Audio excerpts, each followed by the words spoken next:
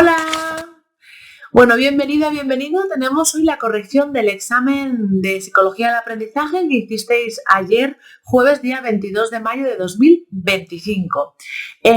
Yo lo que voy a hacer es corregirlo antes de que se hagan las plantillas. Las plantillas todavía hay que esperar a la segunda semana de exámenes y ya después más o menos es cuando suelen salir.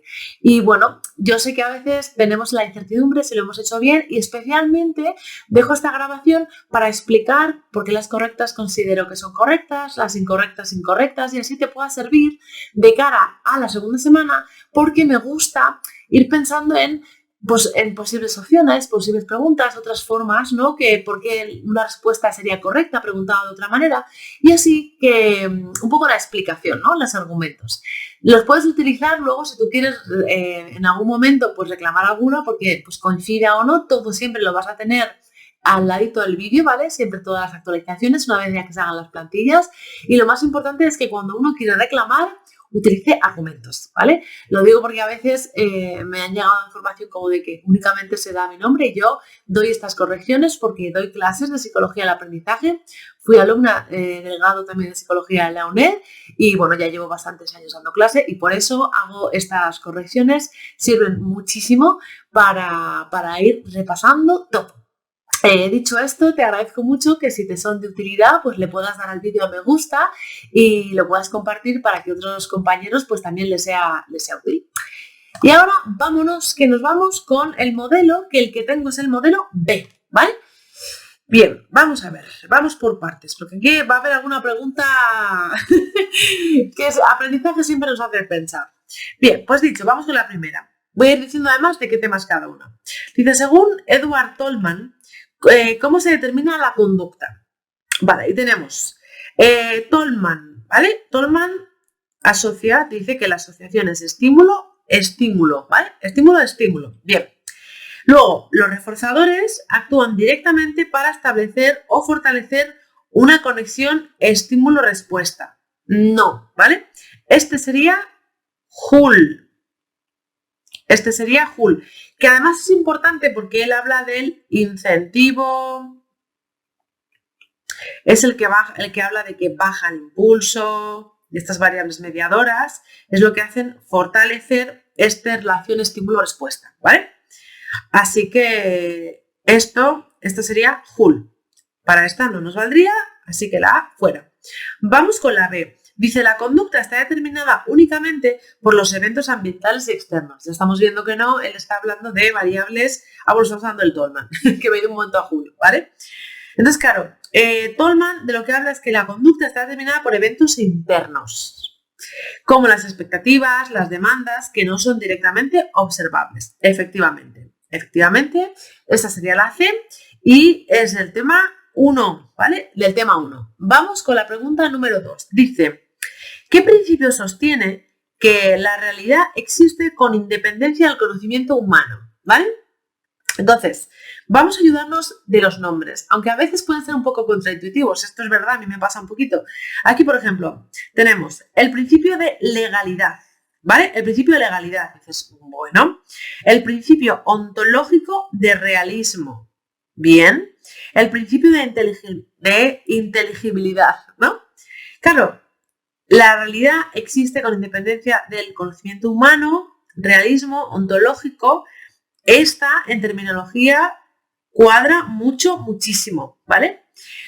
Cuando tenemos el principio de inteligibilidad, se refiere a que la realidad puede conocerse, ¿vale? A que la realidad puede conocerse. Y la primera que tenemos, el principio de legalidad, es que aquí habla de el principio legalidad, pienso en leyes, ¿vale? Leyes, es decir, la realidad se rige por unas leyes naturales, las conozcamos o no, nos podemos conocerlas, podemos servirnos de ella para predecir, para explicar el pasado, muchas cosas. Entonces, comparte con el determinismo, ¿no? Al final, es decir, si yo puedo predecir y explicar, pues eso significa que todo tiene una causa, un efecto conocido y que ya está determinado, ya está todo dicho, ¿no? Podríamos ir por ahí.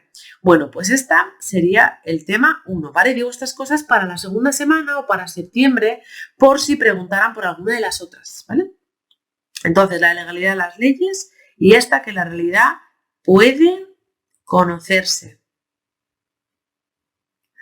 ¿vale? De hecho, era la noxerología, la otra manera de llamarse. Bien, vamos con la pregunta 3. Dice, el fenómeno de la renovación de la respuesta condicionada se produce cuando... Renovación, ¿vale? Es como son los programas que renuevan tu casa, el contexto. Tú tienes que pensar, renovación, contexto, contexto, contexto. Entonces tú ya te lo escribes. Contexto. Vale. Seguimos, dice, se deja pasar un tiempo sin contacto con el estímulo condicionado y el incondicionado tras la fase de extinción y después se presenta el estímulo condicionado de prueba. Esto es cuando es el tiempo, es la recuperación espontánea, ¿vale? Esto es si te hubieran preguntado por la recuperación espontánea. La B dice, se presenta el estímulo incondicionado en solitario tras la extinción y antes de presentar el estímulo condicionado en la prueba.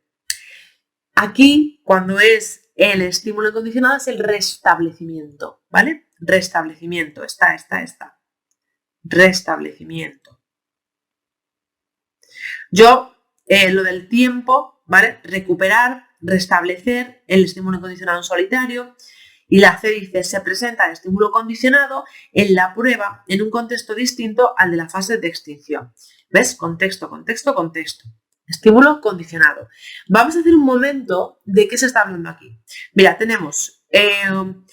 se ha producido un condicionamiento. Entonces tenemos la fase de entrenamiento, ¿vale? Fase de condicionamiento, fase de entrenamiento. Bien. Y tenemos un estímulo condicionado asociado a un estímulo incondicionado, ¿verdad? Bien. Ahora lo que hacemos es la fase de extinción. Es decir, vamos a presentar extinción.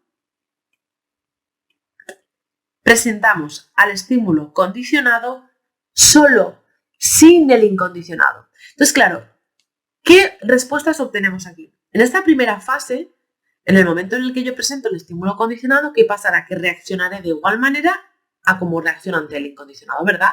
Es decir, gracias a esta fase de entrenamiento, de condicionamiento, el estímulo condicionado ha quedado, pues, condicionado. ¿Qué pasa? Que en la extinción lo que pretendemos es que esa relación ya no esté. Entonces, tú imagínate que el condicionamiento se ha dado en el contexto A y la extinción se ha dado en el contexto B. Y ahora lo que va a pasar es que vamos a poner la prueba y la prueba es que yo presento el estímulo condicionado y pongamos que lo presento en el contexto A. Pues lo que va a pasar es que yo voy a volver a responder como aquí. Pero ojo, si te hubieran puesto en el contexto C, es decir, en uno muy diferente al primero y al segundo, también se habría dado la renovación. En el único caso en el que no se da renovación es cuando la prueba se hace en el mismo contexto que la extinción, ¿vale? Cuando la prueba la hacemos en el mismo contexto de extinción, no hay renovación. ¿Bien?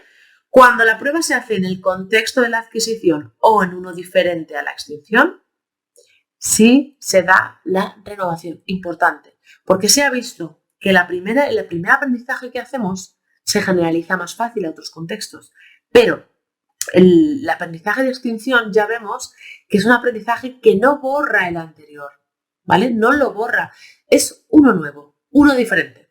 Y parece ser que este sí que está más asociado con el contexto, ¿vale? Que el otro. Repasamos esto, muy bien. Entonces aquí ya hemos metido el pie en el tema 2. Vamos con la siguiente pregunta, la 4. Dice, en el seguimiento del signo, ¿vale? En el seguimiento del signo, también llamado automoldeamiento de las palomas, del estímulo condicionado. Bien, esto es un experimento muy curioso en el que se presenta una tecla iluminada y luego aparece el comedero. La paloma no tiene que hacer nada, estamos en condicionamiento clásico. Se ilumina la tecla y aparece el comedero. Lo que sucede, que es muy curioso, es que antes de ir a comer, la paloma pulsa esta tecla iluminada, que ya vemos que no le haría falta y sin embargo lo hace. Se tiene que cumplir una serie de condiciones como que, claro, que esta tecla iluminada sea una señal, ¿vale? Una señal de que va a aparecer el comedero. Si aparece de manera aleatoria, no funciona, ¿vale? Tiene que ser un buen estímulo condicionado, tiene que ser un buen predictor, que van a decir. Y Y pasa, como vimos, pasa incluso aunque la tecla iluminada la pongas bastante lejos del comedero. O sea, van a ir a ella y luego van a ir al comedero aunque pierdan la oportunidad porque vuelva a desaparecer. O sea, es muy interesante, ¿no? Entonces dice, el estímulo condicionado debe presentarse de manera aleatoria, ¿no? No debe presentarse de manera aleatoria respecto al estímulo incondicionado para que se produzca el condicionamiento. No, todo lo contrario, no debe ser. Vale. Tiene que tener una localización precisa para que se produzca su seguimiento. ¿Se anda cambiando? No, ¿vale? Bien. Tiene que estar cerca del comedero para que se produzca el condicionamiento. Ya vemos que no hace falta, no hace falta. Y aquí seguimos en el tema 2. Vamos con la 5. Dice, ¿en qué procedimiento de condicionamiento excitatorio el intervalo entre estímulos es mayor que la duración del estímulo condicionado y menor que el intervalo entre ensayos? Vale, lo primero, cuando hablamos de condicionamiento excitatorio, significa que yo asocio que un estímulo, que voy a llamar excitatorio, me avisa de que viene algo, ¿vale? Excitatorio, tienes que pensar en que viene, que viene. Lo que viene puede ser agradable, apetitivo, o puede ser desagradable, aversivo, ¿vale? No asociemos excitatorio a algo que me agrada, no. Excitatorio significa que el estímulo condicionado ha quedado grabado, asociado como estímulo que te avisa de que viene algo, ¿vale? Viene. Excitatorio tienes que pensar que viene, ¿sí? Inhibitorio es lo contrario. Es una señal de que no viene. No viene el qué. Ah, pues depende. A veces será apetitivo y a veces será aversivo lo que no venga, ¿vale? Muy, muy importante esto, claro. Bien. Entonces me está hablando el intervalo entre estímulos. Entonces nos dibujamos. El intervalo entre estímulos se mide desde que empieza un estímulo hasta que empieza el siguiente. Este es el intervalo entre estímulos. Bien, entonces, estímulo. Vamos a poner que este es estímulo condicionado y este es estímulo incondicionado. Lo habitual y mejor es que el condicionado esté primero para que actúe como señal, ¿no? Entonces, bueno, si lo pongo como, lo quiero poner, bueno, vamos a ponerlo como lo pone el manual. Lo pone uno arriba del otro, vale. Entonces, fíjate, este empieza, ¿vale? Pongamos, empieza aquí y este empieza luego. Me están diciendo el intervalo entre estímulos. Vamos a ponerlo de colores. Vamos a poner intervalo entre estímulos de este color, ¿vale? Es decir, desde aquí hasta aquí. Esto sería el intervalo entre estímulos, ¿vale? Y me dice que es mayor que la duración del estímulo condicionado, ¿vale? Entonces, esto tiene que ser mayor que esta duración de aquí. Por lo tanto, digo, vale, pues venga, vas a acabar aquí. Va a haber un espacio y entonces ya después empieza el incondicionado. Entonces, ¿qué vemos? Vamos a poner un poco en la misma extensión.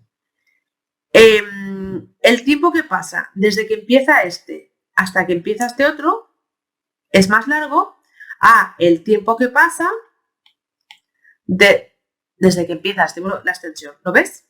Me está diciendo, esto sería duración del estímulo condicionado. Entonces, el intervalo entre estímulos es mayor, efectivamente, es mayor que lo que dura el estímulo condicionado. Y luego lo del intervalo entre ensayos, bueno, ¿vale? Lo suyo es que el intervalo entre ensayos sea muy grande. Bien. ¿Qué estamos viendo aquí representado? Como digo yo, aquí podemos meter el pie, ¿no? Entonces esto sería un entrenamiento, un condicionamiento de huella. ¿Cómo sería si te hubiesen dicho de demora, por ejemplo? Si te hubieran dicho de demora, te podrían haberlo dicho al revés. Te podrían haber dicho, el intervalo entre estímulos es igual o es igual, no, al revés. El intervalo entre estímulos es igual o menor, ¿vale? Igual o menor que la duración del estímulo condicionado. Eso es, ¿vale?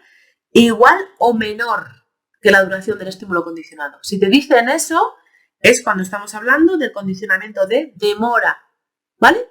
Se llama demora porque primero empieza el condicionado y luego empieza el incondicionado. No significa que tenga que acabar primero. Bien, así que en este caso es la C de casa, que es condicionamiento de huella. Y esto es tema 2, ¿vale? Que es donde vemos ahí los condicionamientos, ¿vale? Vamos con la 6. Dice, la medición de la inhibición condicionada. Seguimos en el 2. La inhibición condicionada, los estímulos quedan asociados a que no viene, ¿vale? Dice, ¿solo se puede hacer de forma indirecta? No. ¿Solo se puede hacer de forma directa? Tampoco. Se puede hacer tanto indirecta como directa, efectivamente, de las dos, ¿vale? Directa quiere decir que es la propia respuesta lo que estamos midiendo. Y para eso, para las directas, solamente cuando tengamos un sistema de conducta que llaman que es bidireccional, es decir, tenemos una línea de base, tenemos un valor y ese valor puede ser mayor o puede ser menor. En ese caso, tenemos medidas directas. Por ejemplo, el número de latidos por segundo. Ese número de latidos puede aumentar o puede disminuir, ¿no? También la proximidad. Yo puedo acercarme a algo o alejarme desde donde esté. En ese caso son medidas directas. Normalmente se clasifican dentro de respuestas fisiológicas, ¿vale? De la temperatura, como respuestas motoras. ¿Es acercar o no? Lo que pasa es que se recomienda, porque en muchos casos no es tan fácil, se recomiendan medidas indirectas. Las medidas indirectas que estudiamos son dos.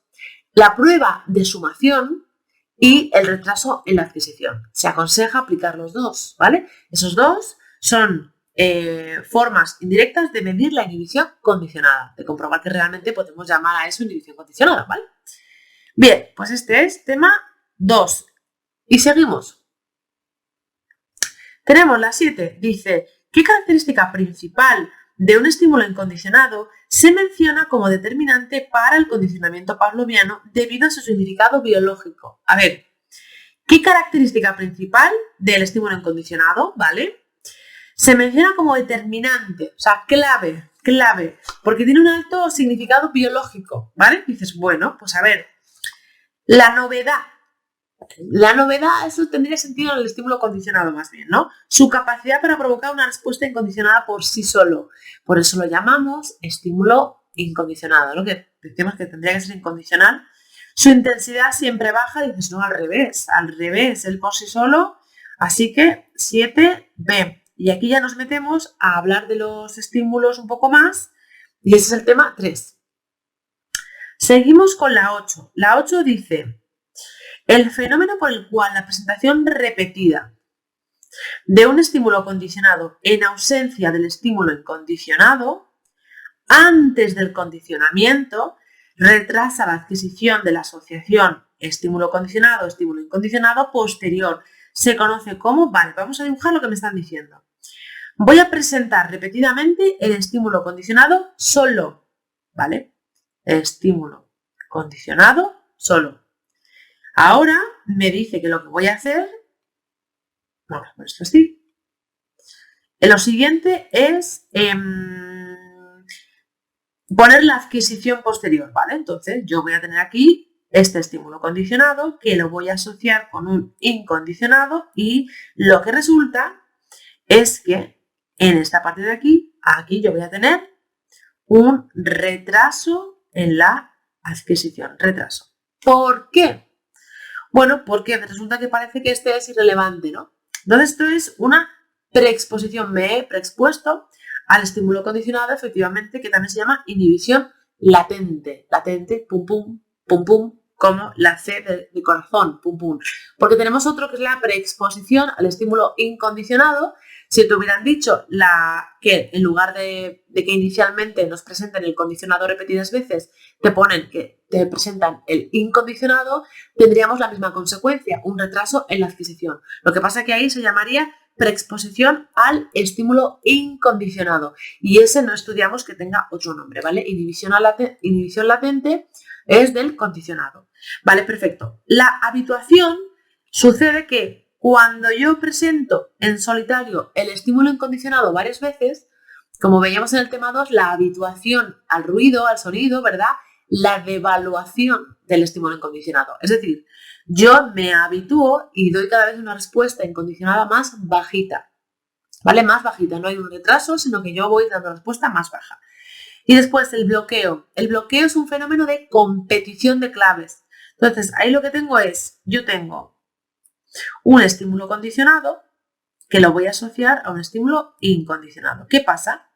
Pues que, digámoslo así, este se va a quedar con esa asociación. Como vamos a ponérselo ahora con otro, lo que hacemos es numerarlos. Es decir, este lo voy a llamar estímulo incondicionado 1.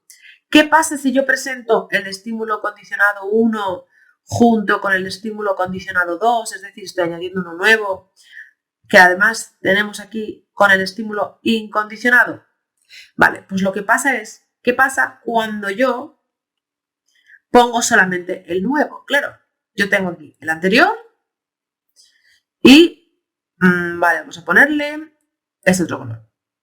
No se ve mucho. A ver, este morado se confunde un poco con el color parecido. ¿Sí? A ver, rojo, algo mejor. Vale, vamos a poner más finito, rojo. Vale. Este es el que inicialmente he asociado al estímulo incondicionado. Entonces, digamos que bloquea cualquier posible asociación posterior. La bloquea.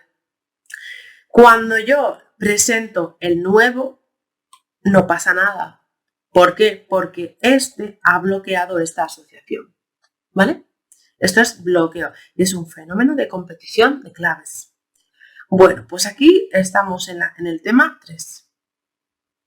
Vamos con la 9. La 9, a ver, dice, ¿cuál de las siguientes opciones describe mejor la saliencia de un estímulo en el condicionamiento clásico? Vale, la saliencia, ¿vale? Lo importante, la atención, toda la atención que llama. Y tenemos la duración temporal entre el estímulo condicionado y el estímulo incondicionado. La duración no es el tiempo. B, la capacidad de un estímulo para ser más significativo que otros para un organismo. Eso es. La saliencia, ¿no? Eso es. La naturaleza apetitiva o aversiva del estímulo incondicionado. Pues no. Esto es el B y seguimos en el tema 3. Vamos con la 10. Vale, y la 10 dice, en el experimento de automoldeamiento, ¿vale? De picar las teclas iluminadas de Jenkins y Moore, la forma de la respuesta condicionada, por ejemplo, el picoteo de una tecla iluminada en palomas, que es lo que el experimento de ellos, variaba principalmente en función de, ¿vale? La intensidad de la luz, no. La novedad de la tecla, tampoco. El tipo de estímulo incondicionado, eso es. No era lo mismo si les ponían agua a si les ponían comida, como estímulo incondicionado. Si se les ponía agua, ¿vale? Lo que parecía era que picaban como si estuvieran bebiendo agua, y si se les ponía comida, picaban como si estuvieran tomando comida. Entonces tenían una manera de picar muy diferente, ¿vale? Entonces aquí el estímulo incondicionado en este caso era agua, era un poquito más lento, y aquí comida, más rápido, ¿vale? Entonces, seguimos en tema 3, esta la 10 es la C, esto es tema 3. Bien, vamos con la 11. Según el modelo de Rescogla-Wagner, ¿vale? Bien, ¿cuál es la condición principal para que tenga lugar el aprendizaje asociativo en un ensayo de condicionamiento? Vale, y es que para ellos es fundamental que el estímulo incondicionado sea sorprendente, ¿vale? De hecho, es esa sorpresa lo que va creando la fuerza de asociación. Cuanto más fuerte es la asociación, el estímulo incondicionado va perdiendo sorpresividad, ¿vale? Muy importante con Rescogla y Wagner. Entonces, claro, dice la alta saliencia del estímulo condicionado, pues no, ¿vale? La sorpresividad del estímulo incondicionado, tal cual, ¿vale? Tal cual. Tiene que ser sorprendente. Eso es lo que dice que es la clave del aprendizaje, ¿vale? Si no, no se da. La repetida continuidad temporal entre el estímulo condicionado y el incondicionado. No, ellos dicen que no es tanto que estén próximos, sino que el estímulo incondicionado sea sorprendente, ¿vale? Si no, no funciona. Entonces, bueno, nos acordamos, pequeños detalles aquí, el estímulo condicionado, la fórmula, el símbolo alfa, el del incondicionado beta, luego nos acordamos de lambda, que es la magnitud como tal, ¿vale? Y ahí veíamos la sorpresividad o no. Y listo, pues he dicho que era la AP de Barcelona, 11B de Barcelona, y esto es tema 3. Vamos con la 12. La 12 dice... Durante un procedimiento de extinción de una respuesta adquirida previamente mediante un procedimiento de reforzamiento positivo, vale, a ver, procedimiento de extinción, ¿vale? Es decir, hubo un condicionamiento y ahora vamos a retirar lo que se nos esté hablando. Una respuesta adquirida previamente mediante reforzamiento positivo. Ya estamos en el tema 4. Reforzamiento positivo, es decir, yo doy una respuesta y obtengo una consecuencia apetitiva, ¿vale? Entonces, me está diciendo que yo ahora es la extinción, es decir, se presenta la respuesta, pero ya, pero aquí ya no hay consecuencia, ¿vale? La persona responde, pero ya no hay consecuencia. Vale, entonces me dice, ¿qué va a ocurrir en la tasa de respuesta, en la cantidad de respuestas que se dé, inmediatamente después de la extinción? Se produce un aumento temporal en la tasa de la respuesta antes de que comience a disminuir, el estallido de la extinción, ¿no?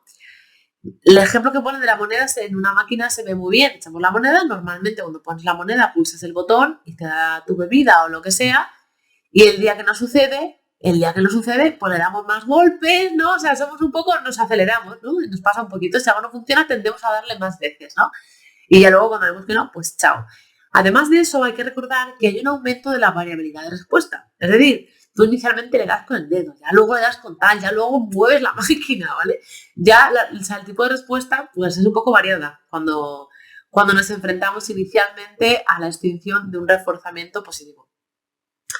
Entonces se produce un aumento temporal en la tasa de respuesta, ¿vale? Es verdad que luego disminuye. La B, la respuesta desaparece de inmediato sin cambios en su intensidad o frecuencia, para nada. La conducta se mantiene estable hasta que el organismo encuentre otra fuente de reforzamiento, ¿no? No, esta sería la A y esto inauguramos el tema 14, iba a decir, el tema 4. El tema 4. Bien, proseguimos. 13, dice, en el contexto del condicionamiento operante, ¿vale? ¿Cuál es la diferencia principal entre topografía y función? La topografía es la forma, cómo se está haciendo algo, una descripción estructural, cómo se está haciendo algo. La función es para qué estás haciendo ese algo.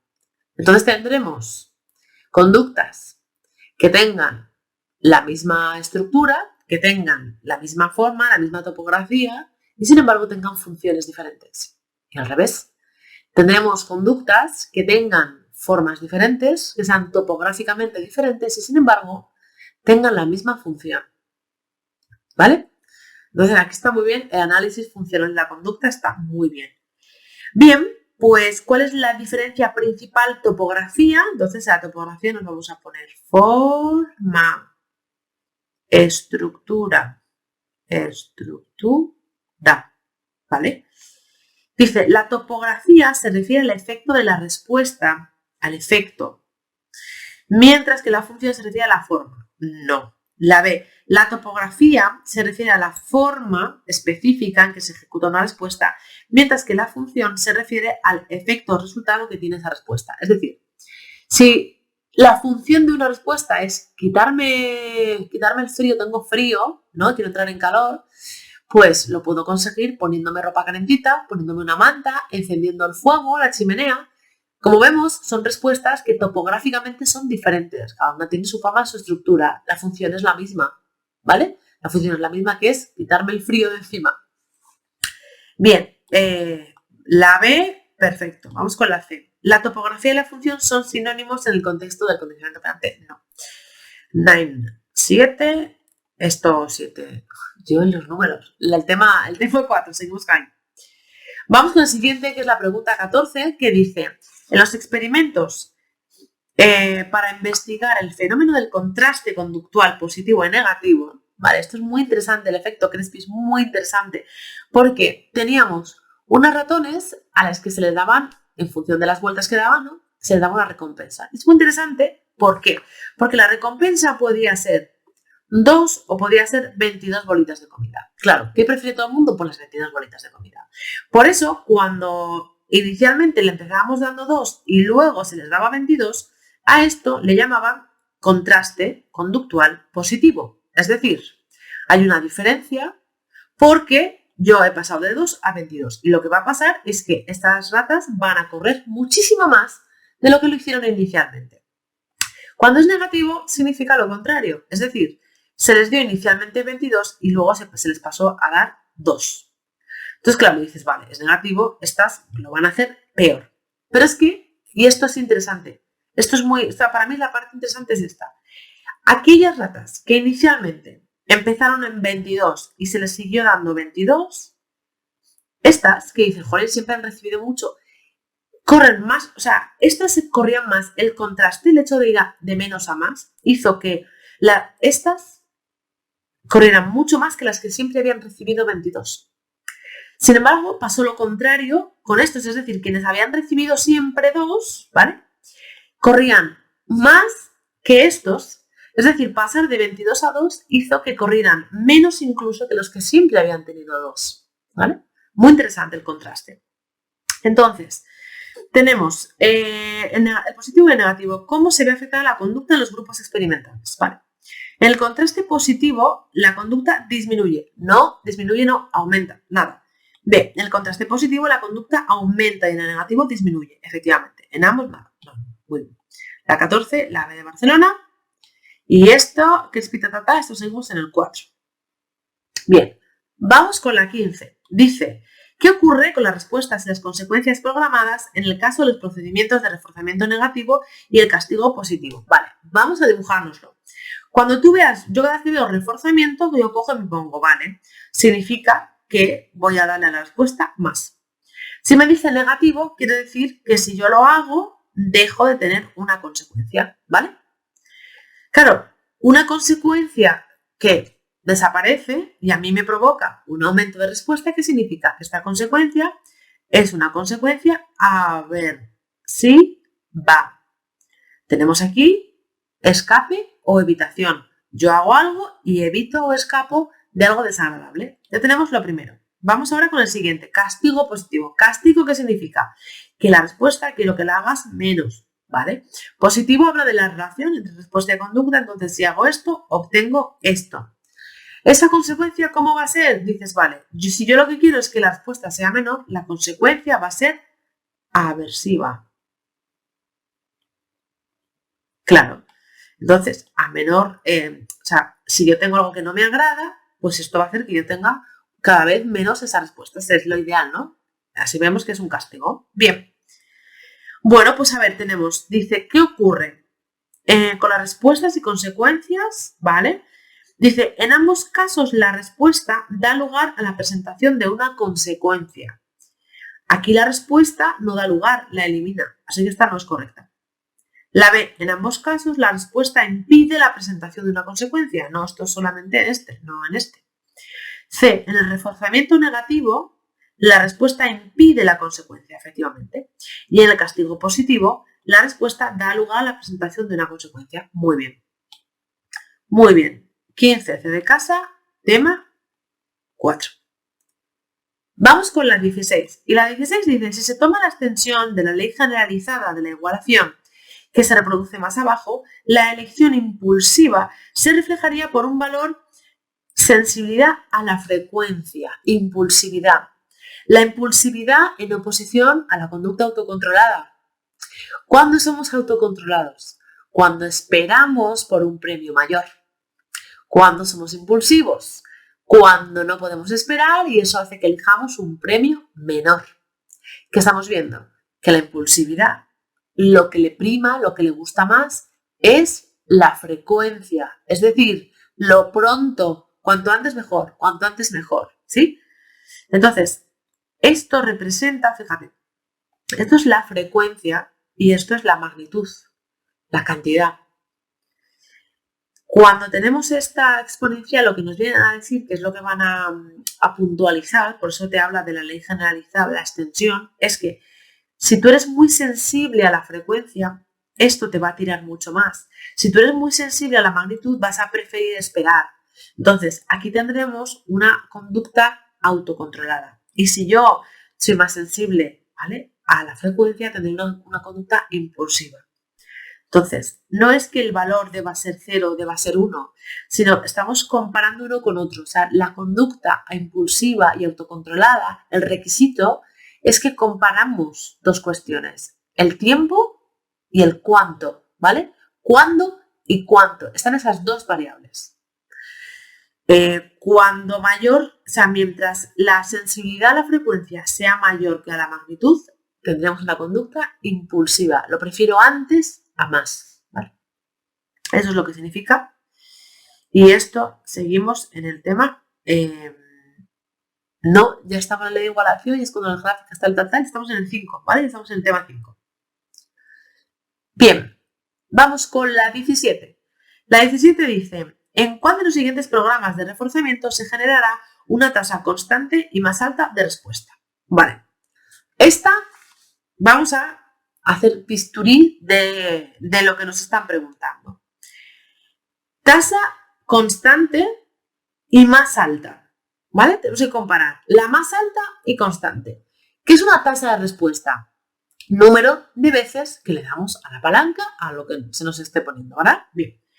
En el razonamiento fijo de 10, lo que pasa es que le damos 10 veces y obtengo reforzador. 10 veces y obtengo reforzador, ¿verdad? Entonces, 10 y reforzador, 10 y reforzador, 10 y reforzador, ¿vale? En el razonamiento variable significa que hay veces que lo obtengo cuando doy 10, a veces cuando 8, a veces cuando 12, ¿no? Hay más o menos. Y luego la razón variable de 100 significa que tengo que dar 100 a veces 101, o sea, una cantidad de respuestas impresionante. Entonces ya solamente por esto, mayor tasa de respuesta, dices razonamiento variable de 100. Pero es que además estamos hablando de tasa constante. Se nos dice que cuando tenemos los programas fijos en comparación con los variables, como mucho podemos tener una estabilidad al comienzo. Es verdad, o sea, cuando tenemos los de razonamiento variable se habla de una constancia. Entonces tenemos la gráfica y lo que vamos viendo en el variable es que es constante, ¿vale? Es constante. En el fijo es cierto que nos dicen que hay una pausa por reforzamiento, pero que es una pausa que se da cuando la razón ya viene a ser un poquito mayor, más alta, ¿no? Entonces podemos pensar que cuando tenemos una razón fija de 10, dices, jolines, yo creo que no debe haber pausa por reforzamiento. Le doy 10, ¿cómo? Le doy 10, ¿cómo? Le doy 10, ¿cómo? ¿No? Dices, vale. Entonces, dices, bueno, teniendo todas estas variables en cuenta, yo considero que la que cumple el requisito de dar mayores respuestas, mayor tasa de respuesta, que es lo que me está pidiendo, constante y más alta, si me estás pidiendo que de 100, ¿vale? Para obtener algo de media, 100 ya son muchas respuestas. Y encima es un reforzamiento, es variable, a veces lo obtengo antes, a veces lo tengo después. El nivel de persistencia que hay con los variables es muy alto. Entonces, guiándome por eso y por esa constancia, y es que además en el manual tenemos una gráfica preciosa del razonamiento que tenemos variable de 100, donde efectivamente aparece esa constante. Y la idea, cuando nos hablan de constante, se refieren a las variables, no se refieren a las fijas. Las fijas hablan de estable, que no es lo mismo, ¿vale? Entonces, con todo eso sobre la mesa, es mi argumento para elegir yo en esta el razonamiento variable de 100, ¿vale? Es verdad que esta pregunta se las trae porque, claro, dices, vale, razonamiento fijo de 10 porque tal, pero de nuevo, si yo me fijo en el número de respuestas, 100 son más que 10 de las demás. Entonces, por eso para mí es la C. A ver qué comenta el equipo docente y cómo lo explican, porque ellos son maravillosos y siempre dan sus explicaciones, con lo cual está muy bien. Esta entonces es el tema 5. Vamos con la 18. La 18 dice, como resultado de las operaciones de reforzamiento se observa un aumento, ¿vale? Operaciones de reforzamiento. Tenemos de dos tipos, ¿vale? Tenemos la de Premack, que es el principio de reforzamiento de Premack. Vale. Y luego tenemos la teoría de la privación de respuesta. Vale.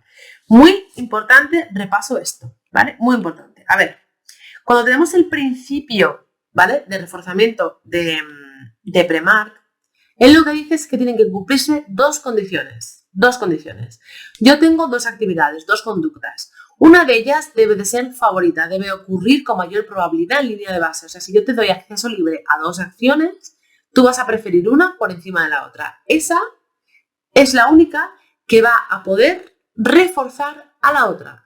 Es decir, yo la voy a privar, te voy a decir, mira, ya no vas a poder hacer esto que te gusta. Para hacerlo, primero, o sea, de manera contingente a la acción de la otra, ¿qué prefieres? ¿Poner una lavadora o prefieres leer? Si yo prefiero leer a poner una lavadora, yo digo, vale, leer es tu conducta favorita. Si yo te permito una cosa y otra, lees. Vale, bien. Pues ahora no te voy a dejar leer. Primero tendrás que poner una lavadora para que yo te permita leer. ¿Vale? Entonces, leer refuerza. Es la conducta reforzadora. Y poner la lavadora es una conducta instrumental. Yo la hago para poder conseguir aquello que quiero, que es leer. ¿Vale?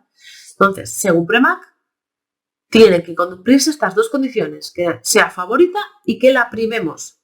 Sin embargo, en la propia teoría privación de respuesta, que el nombre es muy, muy gráfico, dicen, mira, la verdad es que la gente con que nos priven de hacer algo, con que ya te digan esto no lo puedes hacer, eso ya directamente, ya vamos a hacer cualquier otra cosa para poder hacer eso que antes nos daba un poco igual, pero llevas a que te lo prohíban para que lo quieras, ¿vale?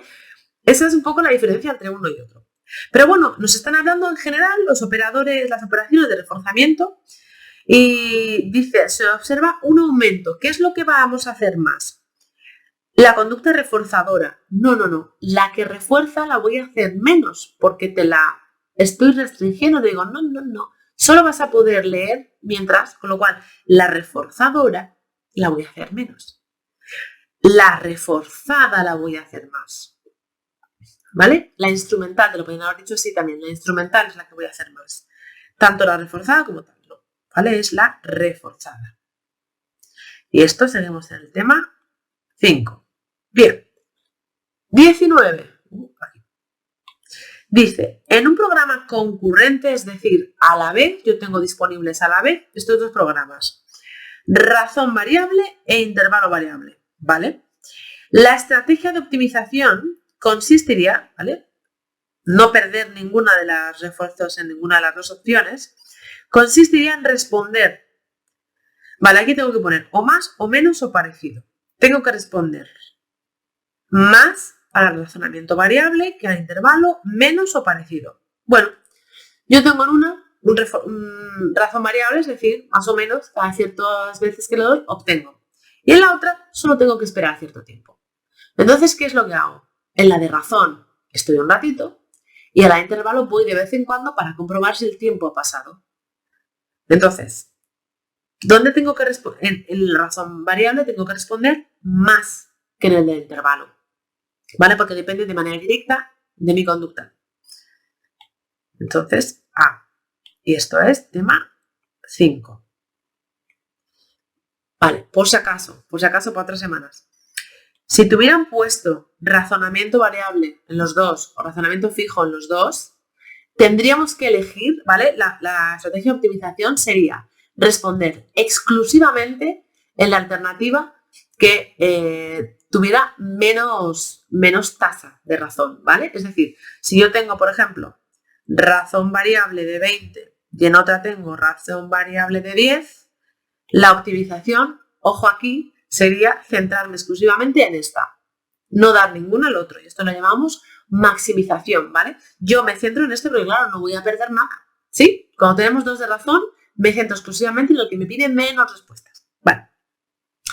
Vamos con la 20. La 20 dice, en un programa de intervalo fijo de 30 segundos, con duración limitada de 5 segundos, ¿vale? O sea, es decir, empezamos a contar. Empezamos aquí y empieza a contar el tiempo. Este tiempo dicen que es 30 segundos. ¿Vale? 30 segundos. Es decir, a ver, voy a quitar la bolita para que no haya confusión. Empezamos así. Empezamos así, 30 segundos.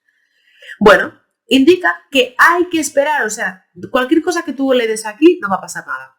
No va a funcionar, no vas a obtener nada.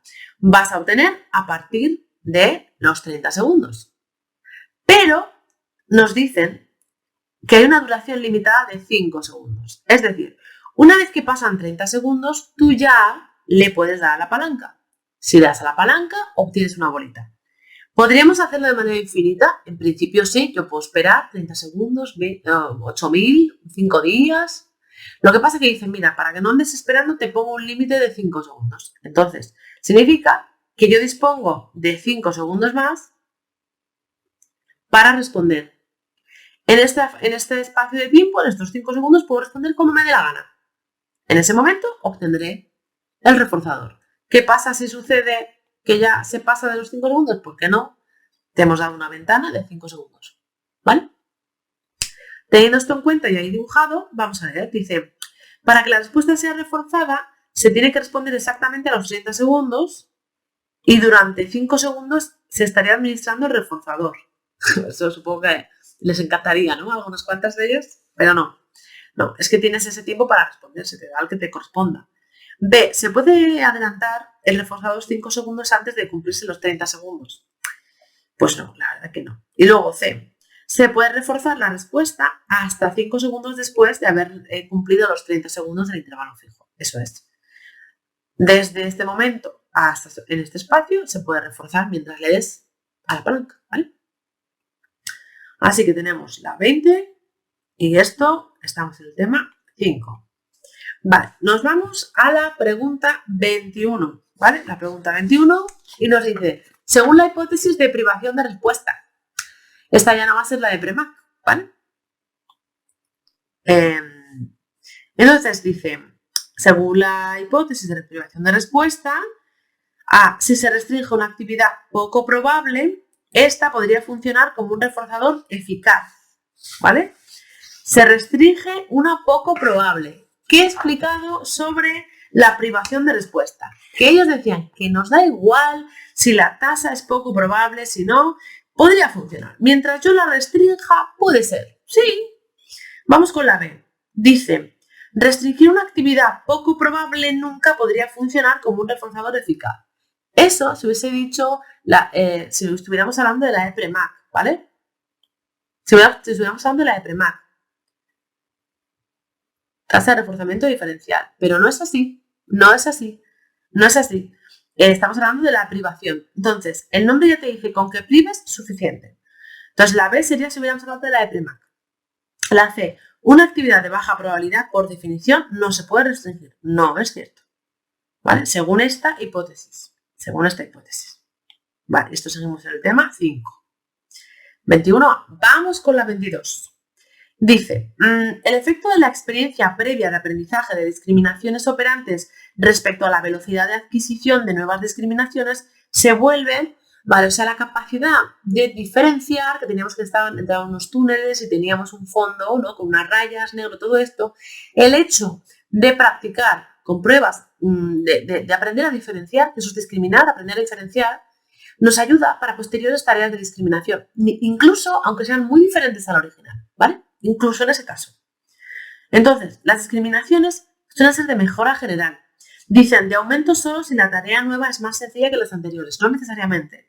Y la C, nulo cuando es un cambio extradimensional, tampoco, ¿vale? Es curioso, pero cuando hay un cambio de dimensión, por ejemplo, cuando estamos hablando de que hay de que tú has aprendido a discriminar visualmente, por ejemplo, ¿vale? Pues eso te sirve incluso para discriminar auditivamente. Entonces es una mejora general, ¿vale? Mejora general. Bien, y aquí ya nos metemos en el tema 6. Discriminaciones y tal, tema 6. 23. Dice, según Leslie Wade, ¿vale? ¿Qué podría explicar el fenómeno de generalización de estímulos? A ver, aquí tenemos que recordar, esto es la parte del final del tema 6, cuando tenemos explicaciones del fallo, la discriminación, ¿no? Entonces vamos a ver cada uno. Dice Leslie y Wade. Esto es un fallo en la discriminación que provoca una confusión de los individuos, porque tenemos que recordar que de manera innata traemos la capacidad de generalizar. Luego vamos aprendiendo a discriminar. Ninguna de las dos opciones es mejor, dependerá del contexto, ¿vale? Bien. Entonces, claro, es como, ¿y por qué se generaliza, no? Y dicen, pues porque fallamos a la hora de discriminar. Fallamos y por eso generalizamos. Esto también lo van a decir, ¿vale? Pues si lo preguntaran, la hipótesis inversa de Bloch. Y luego las teorías atencionales, aunque matizan un poco, ¿vale? De Mackintosh, aunque matizan. La activación de áreas cerebrales asociadas a otros estímulos similares. Y como bien pone aquí la compi, esto es Pavlov, ¿vale? Efectivamente, esto es Pavlov. Entonces, esta sería la A, ¿vale? La A. Y esto es tema 6. 24. Que un sujeto muestre un alto grado de generalización en el control que cierto evento tiene sobre su conducta implica grado de generalización, ¿vale? No me explican si es excitatorio o inhibitorio. Significa lo siguiente, voy a hacer una gráfica excitatoria. Quiere decir, yo te he entrenado con este. Entonces tú ante este debes responderme mucho, ¿vale? Esto es el número de tasa de respuesta. Ahora, yo te voy a poner estímulos que se parecen menos conforme me voy alejando.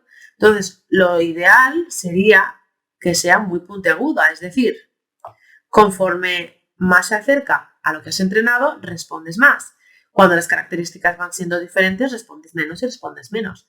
Pero te está diciendo que hay un alto grado de generalización. Es decir, da igual los estímulos que yo te ponga, tú estás respondiendo prácticamente igual. ¿Vale? Eso es lo que significa. Dibujárselo viene muy bien. Entonces dice que un sujeto muestra un alto grado de generalización en el control de cierto evento tiene sobre su conducta, vale, implica que en una prueba de generalización el gradiente resultante no será puntiagudo, efectivamente, no es puntiagudo. Si es excitatorio, la línea aparece en la parte superior, si es inhibitorio, aparece aquí abajo, porque no respondes ante ninguno. B, su comportamiento se ajusta menos a las exigencias del ambiente. ¿Por qué? No. O sea, imagínate que tú lo que haces es decir, vale, todo aquello que tenga garras y dientes puntiagudos, correr. No te paras a pensar, pero estos tenían rayas, estos no tienen rayas, pero estos tienen como hay como un pelo frondoso, estos no tienen. No te paras a discriminar. Dices, dientes puntiagudos y garras, corro, ¿vale? Generalizas. Hay veces que generalizar es lo mejor. O sea, que eso de ese ajustándonos a las exigencias del ambiente no tiene por qué. Y dicho comportamiento solo aparecerá en presencia de ese evento en concreto. Eso sería si hubiera sido un alto grado de discriminación, ¿vale? Bueno, pues aquí seguimos en el 6 y la 24 sería la tema 6. Vale. 25. El desplazamiento del máximo observado en una prueba de generalización será menor. El desplazamiento del máximo tiene que ver con el hecho de que yo te enseño a que respondas ante un estímulo en concreto. Y te enseño a que ante otro no respondas. Entonces dices, en este sí y en este no. Cuando los dos estímulos se parecen mucho se genera confusión, ¿vale? Entonces dejamos de responder antes. Desplazamos en nuestro máximo de respuesta porque los confundimos, ¿vale? No lo sabes muy bien. Entonces, ¿cuándo esta confusión será menor? ¿Vale? Tú piénsalo así, ¿cuándo será menor? Pues, por ejemplo, cuando te has convertido en una persona súper experta porque has ensayado muy bien, has tenido un montón de pruebas y sabes muy bien diferenciar ya los matices. Entonces, ahí no tanto.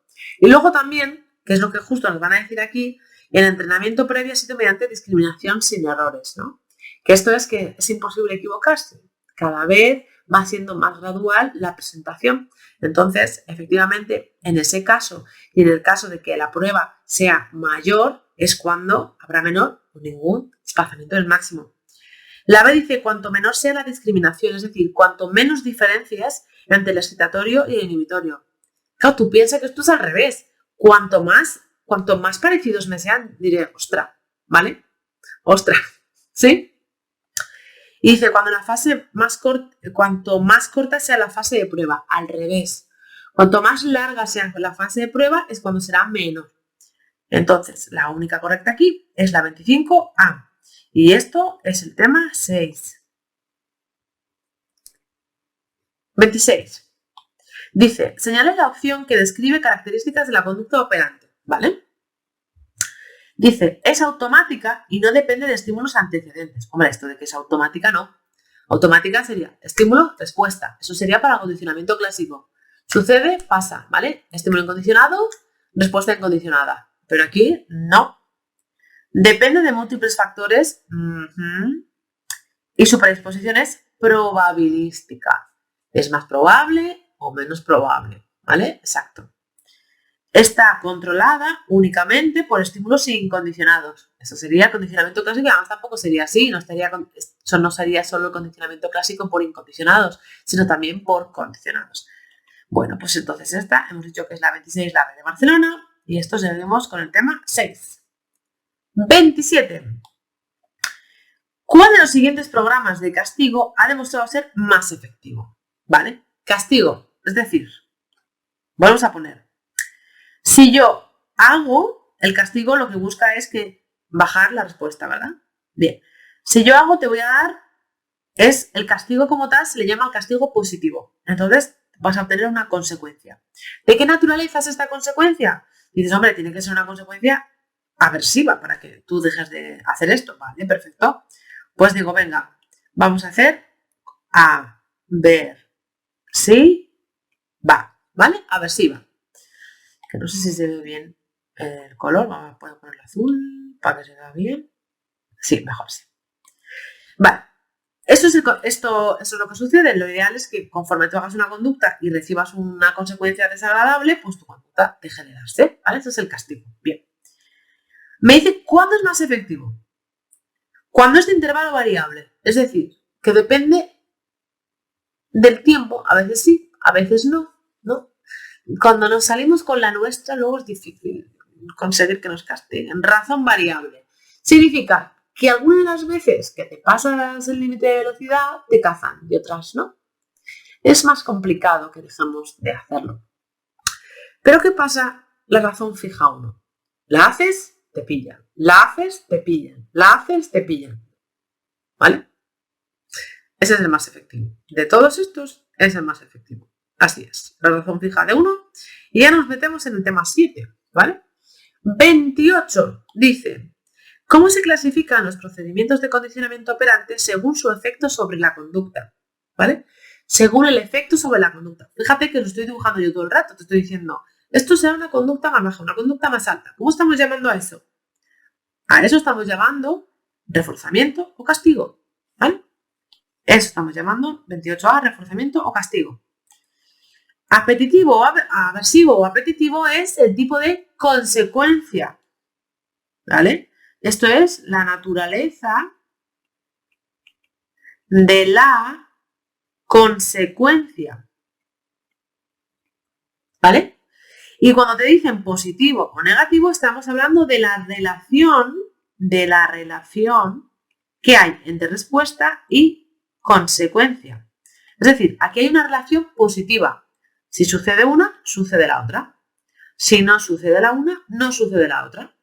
Sin embargo, más arriba teníamos la acción negativa, que era aquí, por ejemplo, si sucede una, la otra no sucede. Y si no sucede esta, esta sí, ¿vale? Entonces, esto es muy importante de diferenciar bien. Reforzamiento y castigo es según el efecto sobre la conducta. Aversivo y apetitivo es la consecuencia, su naturaleza. Y positivo y negativo es la relación que hay entre respuesta y consecuencia, ¿vale? Preguntita 28, tema 7. Continuamos, que voy con la 29. Vamos con la 29 y dice, un sujeto es situado en una caja de condicionamiento con una palanca de respuesta cuya presión viene seguida de una bolita de comida, ¿vale? En un 10% de ensayos, la luz general de la caja se activa y mientras se mantiene encendida, presionar la palanca tiene como consecuencia la aparición de una descarga. En esta situación, la contingencia luz, presión de palanca, descarga podría considerarse un procedimiento de, ¿vale? A ver, me dicen que recibe algo, pero lo importante es que en un 10% de los ensayos aparece una luz general, ¿vale? Pues yo me dibujo mi luz general, ¿vale? Esta es mi luz, vamos a ponerlo, no sé si se va a ver muy bien, amarillo, o a la luz, vale. Y ahora me dice que después de la luz, mientras se mantiene presionar la palanca, vale, yo cojo, si presiono, esta es una palanquita, si la palanca la presiona, lo que pasa es que tengo una consecuencia que es que viene una descarga. Es decir, un estímulo aversivo, ¿vale? Bien, no me hace gracia. Contingencia de luz, es decir, sucede la luz, presiono y entonces descarga. ¿Qué tipo de procedimiento es? Reforzamiento negativo. Reforzamiento significaría que yo lo que estoy buscando es que haya un aumento de la respuesta. ¿Esto tiene sentido aquí? Si yo busco reforzar la respuesta, esto es un poco masoca, es decir, si yo le doy aquí y obtengo descarga, eso no va a ser un reforzamiento, para nada. Voy a decir, no quiero. Sería negativo si yo, al darle a la palanca, desapareciera la descarga. Entonces sí, sería evitación. Sería genial, mejor incluso si yo le doy a la palanca y ni siquiera aparece... No, sería escape el otro, ¿vale? Escape, porque yo estoy cortando esa descarga. Pero si yo le doy a la palanca y ni siquiera se presenta la descarga, sería evitación. Eso sería reforzamiento negativo, pero aquí me dicen que como le dé a la palanca, obtengo la descarga. Y dices tú, no me digas. Y dices, sí, sí, se presiona, la consecuencia, ostras, pues esto es un castigo porque yo le doy a la palanca y obtengo una consecuencia desagradable. Ostras, le voy a dejar de dar. Castigo, positivo. Positivo, respuesta, consecuencia. Reforzamiento positivo, recompensa. A menos que te gusten las descargas, no, ¿vale? La B de Barcelona y esto estamos en el tema 7. Bien. Vamos con la 30, ¿vale? Vamos con la 30. La 30 nos dice, ¿qué característica clave para su consideración posterior como ejemplo de reforzamiento negativo diferenciaba el experimento de Shevstrev sobre condicionamiento excitatorio aversivo, ¿vale? De las preparaciones habituales de condicionamiento clásico? Y es que esto es muy divertido porque, claro, lo que hizo Chebyshev es decir, vale, te voy a poner un tono, ¿no? Y una vez que tengas este tono, pues va a suceder una descarga. Tenemos aquí una descarga. Tú dices, pues muy bien, ¿no? Lo que pasa es que si tú, que aquí teníamos el dedito, ¿vale? Teníamos aquí nuestro dedito, teníamos el dedito apoyado en una placa de metal y claro, suena algo y tú estás con tu dedo en la placa. Viene una descarga y tú levantas el dedo. ¿Qué pasa? Que entonces estás escapando de la descarga, ¿no? Si puedes evitar o escaparte de la descarga, ya no es un condicionamiento clásico. ¿Por qué? Porque en el condicionamiento clásico, te guste o no te guste, la descarga viene. ¿Es así? Por eso no es considerado un condicionamiento clásico, sino operante, ¿vale? Porque claro, aquí lo que pasará es que aprenderemos y en cuanto venga el tono, directamente cogeremos y el dedito lo levantaremos, ¿vale? Diremos, entonces la descarga ya nos la dará, estaremos evitándola, ¿vale? Bien, entonces dice, ¿cuál es lo diferente en relación al resto, ¿no?, de procedimientos habituales? La ausencia de un estímulo aversivo, dices, de ausencia nada, ahí está, ¿vale? Que el estímulo incondicionado no aparecería si se da la respuesta. O sea, si tú das la respuesta condicionada, el estímulo ya no aparece, eso no puede ser, ¿vale? No aparece porque ya no te da, te has levantado el dedo. La presencia de un estímulo neutro. Este queda marcado como señal. Evitación discriminada. Evitación discriminada, señalada, ¿verdad? Vale. Bien, pues entonces esta es la B y este es el tema 7. Y ahora ya entramos en el territorio de las prácticas, ¿vale? Teníamos las prácticas obligatorias, que era un vídeo y un artículo que estaba en inglés. Entonces, bueno, tenemos aquí, según el vídeo, la ley del efecto señala cuál es la principal diferencia entre las teorías de Hull y Skinner con relación a las críticas de la circularidad de las explicaciones sobre la ley del efecto, ¿vale? Planteada por Zonder y todo esto. Entonces dice, Hull introduce variables motivacionales, efectivamente, intermedias, para explicar el efecto del reforzador sobre la conducta, mientras Skinner mantiene una relación directa entre conducta y consecuencias. Es verdad. Y además Skinner dice que a él la circularidad no le causa ningún problema. ¿Vale? Eso es. Skinner plantea la reducción del impulso como mecanismo motivacional intermedio. O sea, no. Ostras, ¿qué me estás diciendo? No, para nada. ¿Vale? Nada. A y B son incorrectas. No, la A sí que es correcta. ¿Vale? La A sí que es correcta. Hull introduce variables motivacionales, efectivamente, y Skinner directa. Vale, sí, respuesta a consecuencia. Además es respuesta a consecuencia. 32. El artículo de Watanabe, ¿qué prueba, qué test se realizó para evaluar si las palomas discriminaban las pinturas con base en el tipo de contorno? Vale, claro, porque es que me parece un experimento muy curioso. Claro, se presentan cuadros, ¿no? Y la cuestión es, ¿son capaces de identificarlo por esa diferencia de contorno? O sea, ¿por qué? Ya vemos que también les hicieron pruebas de blanco y negro, ¿no? Bueno, entonces aquí el tipo de contorno lo que hacen es, ¿prueban con otros artistas? No, esa es otra prueba que se hizo, pero no es la del tipo de contorno. ¿Prueban con imágenes monocromáticas? Tampoco, ¿vale? Estas para ver si dan los colores, no. Prueban con imágenes desenfocadas, efectivamente, ¿vale? Efectivamente. Bien. 33. Seguimos con el artículo y dice, ¿cómo se reforzaron las respuestas de las palomas en el grupo Monet? Porque es en inglés, stimuli, y positivo, excitatorio, ¿vale? Te avisa de. Bien, entonces, ¿cómo se les refuerza? Se les da comida cuando responden a las pinturas de Picasso. Dices, no, Monet, estímulo excitatorio, el estímulo que te avise que sí, Monet. Con acceso a comida cuando respondían las pinturas de Monet. Muy bien, pero no las de Picasso. Correcto. Luego teníamos el otro grupo que era Picasso, ese positivo, ¿verdad? Con acceso a comida cuando respondían a cualquier pintura. No. Recordamos que luego teníamos un grupo que respondía a pinturas concretas, tanto de uno como de otro, ¿vale? Pero este es el segundo. Vale, pues ahora nos adentramos en las de la zona cero peligro, da igual lo que se responda, porque no cuenta como negativas, lo ideal es que se responda bien, ¿no? Pero si no, bueno, pues ahí tenemos.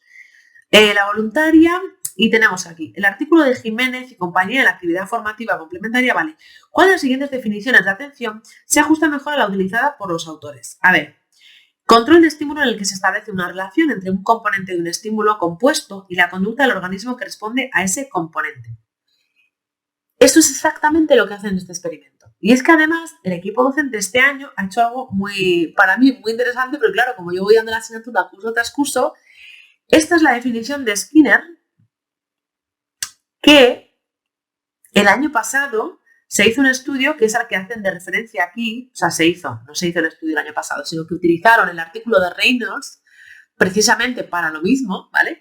Utilizaron este estudio de Reynolds y lo que han hecho en este artículo es basarse en ese y efectivamente, bueno, queda un poquito diferente, ¿no? Pero la idea es que tenemos un estímulo compuesto, como veíamos el de la paloma, tenemos un fondo, teníamos una figura, o un círculo, o un triángulo, y se veía que las palomas respondían mucho más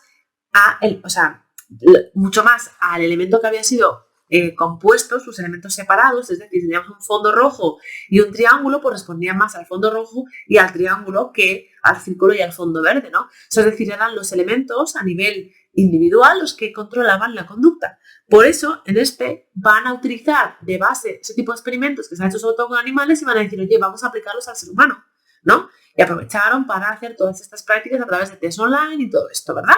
Vale. Entonces, esta está perfecta. ¿Vale? Está perfecta. ¿Cuál se ajusta mejor a la que utilizaron los autores? Esto está perfecta. La dice conjunto de procesos cognitivos y perceptuales que permiten establecer ciertos eventos como prioritarios. Esto es lo que decía William James en el artículo, exponen, ¿no? William James decía esto, luego Skinner decía lo otro, luego llegó Berkeley y dijo vamos a comprobar lo que está diciendo Skinner y luego desde Jiménez y compañía dijeron venga, vamos a probarlo en humanos. Entonces, le veo sentido únicamente a la C, cantidad de recursos computacionales con los que cuenta un organismo para procesar información entrante, no tiene nada que ver aquí, ¿vale? Nada con esto. Nivel de concentración de la tarea tampoco. Entonces, esta sería la 34, sería la A. 35. Vale, dice, en el experimento de Jiménez y compañía, la tarea de igualación a la muestra que se empleó se caracteriza por, ¿vale? Dice, los participantes deben seleccionar el estímulo de comparación que es igual físicamente al estímulo de muestra. Vale, a ver, tenemos aquí que recordarnos la diferencia entre estímulo de comparación, estímulos discriminativos, vale, vamos a dibujarnos esto. A ver, que tengo aquí un poquito más de espacio. Tenemos los estímulos, a ver, ahora, estímulos de muestra. ¿Vale? ¿Qué es lo que estudiamos en clase? Estos son estímulo condicional. Ojo, no condicionado, condicional. Y tenemos de dos tipos. Tenemos lo que van a llamar forma, que son las naves o la alienígena, como dicen, A y B. Y tenemos el color de la mira. La mira, voy a hacer verde o morada, ¿verdad? Y le daban la letra X y le daban la Y. Bien, como estamos viendo, se nos iban a presentar compuestos, es decir, se nos presenta una nave con una mira de un color, otra nave con la mira de otro color. Son estímulos compuestos, que luego ya veíamos que la prueba era separarlo, ¿verdad? Este es el estímulo de muestra. Se nos muestra la nave con la mira y después aparecen, había que darle, nos acordamos que hay que dar una respuesta, ¿vale? Una respuesta a la muestra, viene que darle. Y entonces aparecían los estímulos discriminativos, que se van a llamar estímulos compuestos, comparación, ¿vale? Comparación. Comparación. Esto es lo que estudiamos, son estímulos discriminativos. ¿A cuál le tienes que dar? Y esto eran armas, ¿vale? Van a poner estímulo comparativo 1, estímulo comparativo 2, estímulo comparativo 3. Y lo que se busca es que se responda ante uno de ellos y no se responda ante los demás, ¿vale? Entonces, dependiendo de qué estímulo presentaba, pues elegías un arma o elegías las otras, ¿vale? Pero recuerda que tenías que dar una respuesta a la muestra, o sea, había que tocar, darle con la mano o algo así, pero había que darle clic, clic, clic para que apareciera, ¿vale? Las armas, se desplegaran las armas, ¿vale? Bien, dicho esto, vámonos aquí a ver la pregunta. Dice, los participantes deben seleccionar el estímulo de comparación que es igual físicamente al estímulo de muestra. El estímulo de comparación son armas, no es físicamente igual a una nave o a un color de la mira. No, eso no es verdad. Siguiente, ven, la presentación de un estímulo de muestra, el cual es seguido o presentado simultáneamente con varios estímulos de comparación. Correcto. De hecho, es seguido por, ¿vale? Porque primero había que darle, seguido por, sí. C, la presentación de un estímulo de comparación, el cual es seguido o presentado simultáneamente por, o sea, lo que han hecho es hacer un cambio. Entonces, no, ¿qué presentamos primero? La muestra y luego comparación. La C no es. Vale, D, que los participantes deben formar grupos de estímulos que sean iguales. Nada. Esta es la 35, la de Barcelona. Y por último, tenemos la 36 que nos dice, en el experimento de Jiménez y tal, ¿cuál fue la principal variable dependiente? Porcentaje de respuestas que se le daba a el arma R1, R1, porcentaje de respuestas tal cual. Tasa de respuesta y latencia, sí, en general, no. Tasa de respuesta tampoco, porcentaje de respuestas al estímulo BI, ese sería el contrario, ese sería el que en la fase esta, ¿no? De que teníamos la otra distinción múltiple, recordamos, en el primero no teníamos ese intervalo variable de 30 y ahí es donde se daba y luego teníamos el que solamente se reforzaba, el 2 y el 3 para el otro estímulo, ¿no? Recordamos también que estos estímulos se iban contrabalanceando, o sea, para algunos la A era un tipo de nave y para los otros era la otro tipo de nave, para algunos la X era el fondo verde y para otros la X era el fondo morado, ¿vale? Era algo diferente, pero sí que acababa pasando que se respondía mucho más ante la forma, mucho más que ante el color, nos acordamos. Bueno, pues nada, la 36, la A, y estas serían mis respuestas. Que, que me interesa eso, que vayamos argumentando, razonando. Si tienes alguna, pues por ejemplo, yo supongo que la de la razón fija de 50, no, la de 10, la razón variable de 10, la razón variable de 100, creo que esa nos va a volver un poco locas a todo el mundo, así que bueno, a ver qué razonan ellos. Y nada, cualquier cosita te leo en comentarios, que sepas que si te viene bien ayuda y esfuerzo, o sea, refuerzo con alguna asignatura, yo doy clases de psicología del aprendizaje, de todas las de estadística, de psicología de la UNED, introducción al análisis de datos, diseños de investigación y psicometría, así como también doy psicobiología, los dos parciales, y psicología del pensamiento. De todas estas tienes correcciones de otros años que te pueden servir lo mismo para ir razonando y desgranando cada uno, para repasar las semanas de exámenes vienen súper bien. Así que un placer y nos vemos en la siguiente clase. Chao.